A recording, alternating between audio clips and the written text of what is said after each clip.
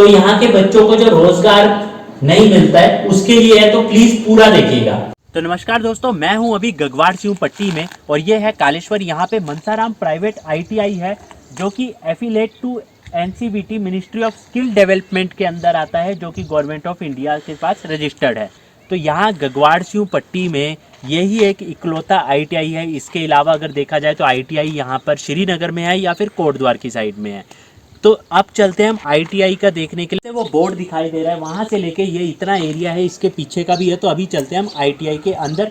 और ये लल्ली जो गगवाड़ सिंह पट्टी है, तो लल्ली से लगभग ये 12 किलोमीटर के आसपास पड़ता है, जहाँ पे बीच में तमलाग और बनगांव वगैरह गांव है। तो वहाँ से ये कालेश्वर के लिए, और सामने ही यहाँ पे घीड़ी गाँव है नीचे, जो कि हमारे NS से चीफ है अजीत डोभाल जी, तो उनका पैतृक गाँव है घीड़ी, यहीं से आधा किलोमीटर नीचे है। यहाँ पे जैसे कि इंग्लिश स्पीकिंग का लिखा हुआ है, कंप्यूटर क्लासेस लिखा है और पर्सनैलिटी डेवलपमेंट का भी लिखा है। तो आपको ये साथ भी मिलेगा, क्योंकि देखिए कंप्यूटर आजकल हर बच्चे को आना बहुत ज़रूरी है। और साथ ही साथ में पर्सनैलिटी डेवलपमेंट की, आपका कैसे इंटरव्यूज़ में जाके बात करनी है, आप कल को शहरों की तरफ जाएंगे तो वहाँ आपका बात करने का क्या लहजा होना चाहिए, तो वो सारी चीज़ें भी सिखाई जाएगी। तो ये बहुत ही अच्छी चीज़ है। तो अभी चलते हैं हम अंदर। तो अभी यहाँ पर जैसे कि यहाँ पे एक ऑफिस में ये सर है, तो नमस्कार सर। सर जैसे कि यहाँ पे ये ITI है, तो हाँ लेते हैं जी, तो पहले बैठ लेते हैं फिर बात करते हैं, आइए। ये जो ITI की स्थापना है ये 2014 में हुई थी। एक्चुअली सर यहाँ पे हमारे पास अभी एक ही ट्रेड है, इलेक्ट्रिशियन ट्रेड के लिए हम एडमिशन अभी ले रहे हैं। ओके। और इसमें क्या है कि आपका बच्चा जो है 10th पास होना चाहिए। ओके। और 10th में उसके सब्जेक्ट होने चाहिए इंग्लिश और मैथ और साइंस कंपलसरी है। मैथ और साइंस होना कंपलसरी है। 9th और 10th में मैथ और साइंस होना कंपलसरी है, क्योंकि जैसे मैं यहाँ जगह जगह गया हूँ, तो जितनी भी यहाँ पे हमारी बहनें हैं, लड़कियां हैं, उन्होंने मोस्टली होम साइंस लिया होता है। तो फिर तो होम साइंस वाला बच्चा नहीं ले सकता है। जी, होम साइंस वाला बच्चा नहीं ले सकता, क्योंकि इसमें टोटली जो है साइंस और मैथ से। हाँ जी, क्योंकि ITI है तो साइंस और मैथ होना जरूरी है। जी जी जी। ओके। तो अगर 10th के बाद बच्चा 2 साल का करता है, तो वो 11वीं 12वीं ना करे और ITI करे, तो फिर उससे उसको कितना बेनिफिट मिलेगा? बहुत ज्यादा बेनिफिट मिलता है सर। जैसे 10th करता है बच्चा, फिर 12th करता है और उसके बाद ITI करता है, तो उसमें थोड़ा उसका लॉस है कि 2 साल वहां बर्बाद कर दिए। अगर 10th के बाद डायरेक्ट बच्चा ITI में एडमिशन ले रहा है, तो यहाँ पे लिखा हुआ है देखो, अब ITI के साथ इंटर भी, ठीक है, तो उसको जो है इंटर की भी मान्यता मिल जाती है। और ITI जो है, ITI करने के बाद उसको रोजगार भी मिल जाता है। यहाँ पे हमें मतलब प्लेसमेंट की सुविधा भी है कि बहुत सारी कंपनियां यहाँ से हमसे मतलब प्लेसमेंट करवाती है बच्चों का। तो देखिए दोस्तों, ये बहुत अच्छी बात है कि जो 10th कर रहा है बच्चा, उसको 2 साल जहां 11वीं 12वीं में लगाने, वो 2 साल में ITI कर सकता है। जहां उसकी 12 क्लियर होगी, वहां वो ITI का डिप्लोमा लेके बैठा होगा और साथ ही साथ में प्लेसमेंट भी हो रही है। ये बहुत अच्छी बात है। तो अभी तक जितने भी बच्चे यहाँ से पढ़ के गए हैं, क्या सभी के प्लेसमेंट हुए हैं? जी सर, हमारा यहाँ पे 100% प्लेसमेंट रहा हुआ है। अब ये देखिए, हमारे जो पास आउट बच्चे हैं, ये हमारी लिस्ट है जो जिन बच्चों ने पास आउट किया है। मैं एक बात थोड़ा सा ये कहूंगा कि आप जल्दी में दिखा दें, क्योंकि हम डिटेल्स नहीं दिखाना चाहेंगे किसी के भी। जी जी जी। तो थोड़ा सा आप जल्दी में हमें ये सर हमारा पहला बैच है 2014 का। और ये देखिए हमारे इतने सारे बच्चे हैं जिन्होंने पास आउट किया है और इनको प्लेसमेंट भी मिला हुआ है। और हमारे बच्चे जो है अच्छी जगह अभी काम कर रहे हैं, जैसे महिंद्रा एंड महिंद्रा हो गया, हीरो हो गया, टाटा हो गया, ऐसी जगह हमारे बच्चे काम कर रहे हैं। तो लॉकडाउन के दौरान भी बच्चे मतलब खाली नहीं बैठे रहे, उनको मतलब कुछ ना कुछ रोजगार। अच्छा, तो लॉकडाउन के दौरान भी बच्चे खाली नहीं थे, ये बहुत अच्छी बात है ITI करके। और जैसे कि मैं आपको बताऊं कि जो आपने बात कही है टाटा महिंद्रा की, तो यहीं पर मैं बात करूं, अगर डांडा नागरजा मंदिर जो कि प्रसिद्ध है, यहाँ अपने देवप्रयाग से ऊपर पड़ता है। जी जी जी।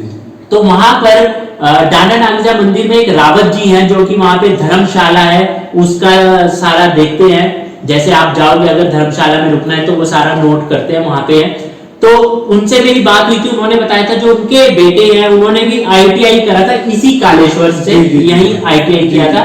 और वो रुद्रपुर में उनका प्लेसमेंट हुआ था, 1 साल जो ट्रेनिंग होता है। तो रुद्रपुर में टाटा में उनका प्लेसमेंट हुआ था। और उसके बाद अभी वो टिल नाउ दिल्ली में जॉब कर रहे हैं एक अच्छी जगह में। हमारे ये बनगांव तल्ला से एक बच्चा है, वो पैनासोनिक में लगा हुआ है, पंकज चौहान नाम है। अच्छा, बनगांव तल्ला से पंकज चौहान है, वो पैनासोनिक में लगे।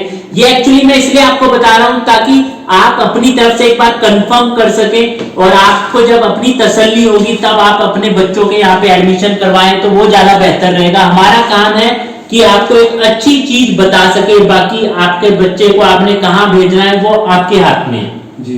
और एक ये नेहा भी है लड़की, जो बनगांव मल्ला की है, तो वो भी अच्छी जगह लगी, लिमिटेड कंपनी में लगी हुई है और अच्छा सैलरी उसको। एक मैंने सुना है कोई घीड़ी गांव जो कि अजीत डोभाल जी का गांव है, वहां से भी कोई हमारी बहन है जो कि पंचकुला में लगी है। जी, ये डोभाल जी की लड़की है वो।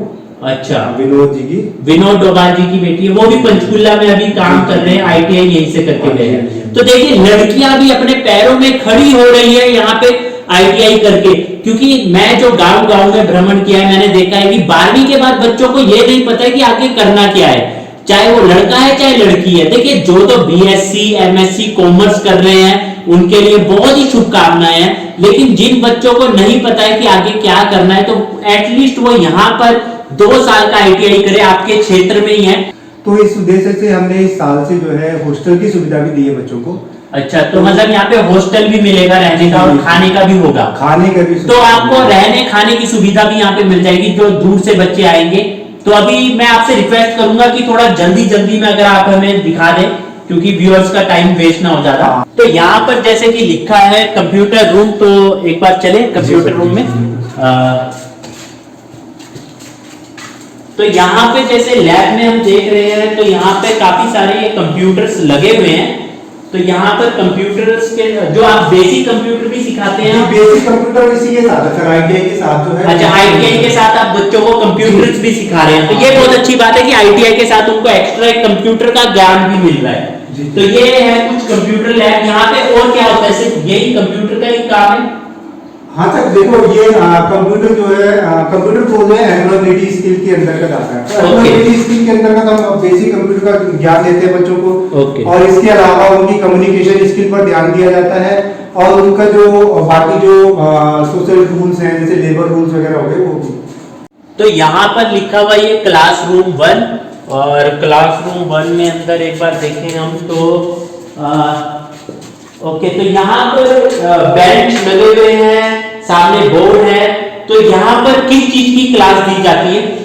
एक्चुअली सर यहाँ पर ट्रेड थ्योरी की क्लास होती है, मतलब ऑल सब्जेक्ट यहीं पे पढ़ाए जाते हैं। अच्छा। अगर जैसे फर्स्ट ईयर के बच्चे हैं तो इधर बैठते हैं, सेकंड ईयर के बच्चे दूसरे रूम नंबर 3 में बैठते हैं। ओके, तो फर्स्ट ईयर के जो बच्चे हैं, फर्स्ट ईयर के बच्चे इस क्लास में बैठते हैं, और मैं देख रहा हूँ यहाँ पे कुछ एक डायग्राम्स भी है, तो यहाँ पे मतलब पूरा डायग्राम्स के साथ सारा सिखाया जाता है बच्चे को। और सेकंड ईयर के दूसरे रूम में बैठते हैं। तो ये है फर्स्ट ईयर का रूम, और बहुत ही अच्छा यहाँ पे विंडोज भी हैं।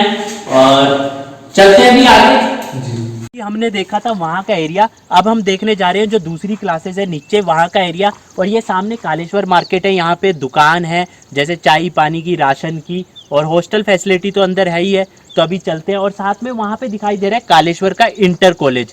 तो ये मार्केट है यहाँ कालेश्वर की मेन, और अब अंदर। तो दोस्तों यहाँ पे देखो कितना अच्छा वातावरण है, कितना अच्छा एनवायरनमेंट लग रहा है, और सामने देखो क्या बढ़िया यहाँ पे बनाया गया है ये, और व्यू भी बहुत अच्छे हैं। तो यहीं पे बच्चों की रहने की व्यवस्था भी होगी और क्लासेस भी हैं। तो एक बार चलते हैं अंदर, देखते हैं कि वर्कशॉप वगैरह यहाँ पर कैसी है। तो ये है यहाँ पे वर्कशॉप के अंदर देखते हैं।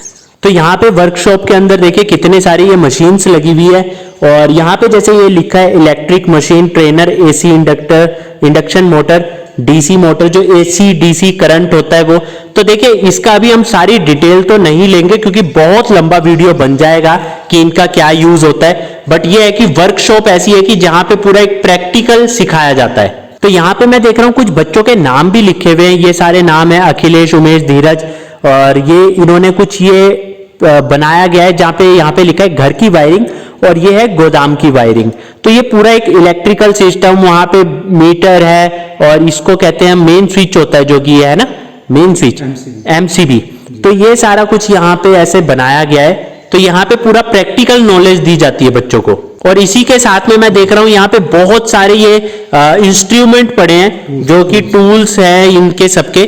तो बहुत सी आइटम्स है यहाँ पे, मुझे भी इतना ज्ञान नहीं है क्योंकि ये तो जिसने ITI पढ़ा होगा उसको पता होगा। हाँ एक्चुअली सर पहले यहाँ क्लासरूम हुआ करती थी, तो अब हम क्लासेस ऊपर वाले उसमें, पहले ऊपर नहीं था तो अब हमने ऊपर बना दिया। तो यहाँ पे ऊपर जो क्लासेस वगैरह भी थी, फिर इधर साइड में वर्कशॉप्स थी, और यहाँ पे अब हॉस्टल की व्यवस्था भी दी जा रही है, और यहाँ पे कंटीन बनाई जाएगी बच्चों के लिए। तो यहाँ पे जो भी बच्चे रहेंगे उनके लिए पूरी व्यवस्था का कर रहे हैं अरेंजमेंट। तो यहाँ पे ये इतनी अच्छी प्रॉपर्टी बनाई हुई है, तो अगर लड़कियां आती है तो लड़कियों के लिए ऊपर हॉस्टल की व्यवस्था की गई है, और लड़कों के लिए यहाँ साइड में व्यवस्था की गई है। और यहीं से आप देखें तो बिल्कुल ये देखिए सामने क्या अच्छी गैलरी है, और यहाँ से क्या सामने का व्यू है।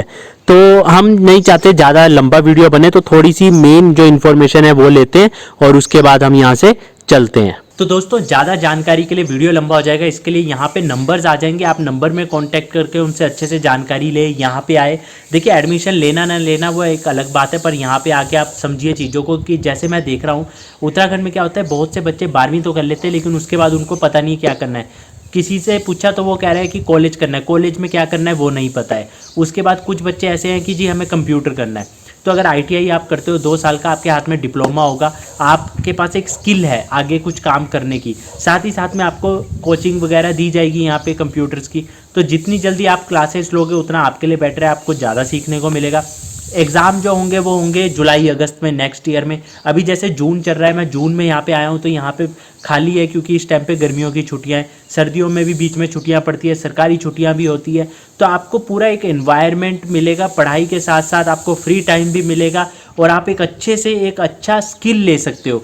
तो मैं यही कहना चाहूँगा, जो कि हमारा ये उत्तराखंड का एरिया है, ग्रामीण एरिया है, जहाँ पे आपके पास ज़्यादा पैसे नहीं होते हैं बच्चों को बाहर पढ़ाने में, या फिर आपके बच्चे उतना आगे नहीं कर सकते क्योंकि हर कोई बच्चा IAS नहीं बन सकता है। तो कम से कम वो बेसिक यहाँ पे ITI करके एक अच्छी जगह पे जॉब कर सके। ये ना हो कि धक्के खाए। बच्चे यहाँ पे क्या करते हैं, 12वीं करने के बाद वो 15-20 हज़ार रुपये के चक्कर में शहरों की तरफ चले जाते हैं। 15-20 हज़ार उनको, क्योंकि अभी नई नई स्टार्टिंग है तो अच्छा लगता है देखने में, लेकिन क्या होता है लंबे समय का सोचिए, जब आज से 20 साल बाद 30 साल बाद वो 15-20 हज़ार की कोई वैल्यू नहीं रह जाएगी, उनके हाथ में कोई सर्टिफिकेट नहीं है, कोई स्किल नहीं है, तो आगे जाके उनकी सैलरीज उतना इंक्रीज नहीं होती है। तो अगर यहाँ पे आप एक स्किल लेके जाएंगे और अपने पैरों पे खड़े रहेंगे तो आगे की लाइफ आपकी अच्छी रहेगी। अपनी बेटियों को आप ज़रूर अपने पैरों में खड़ा करें, कुछ भी एक ऐसा काम कराएं कि वो आगे जाके एक अच्छा सा कुछ भी कर सके अपनी ज़िंदगी में। तो बस यही मेरी एक वीडियो बनाने का पर्पस था कि आप सबको थोड़ी सी ये इन्फॉर्मेशन मिले और यहाँ पर जो बच्चे कुछ नहीं कर रहे हैं वो कुछ कर सके।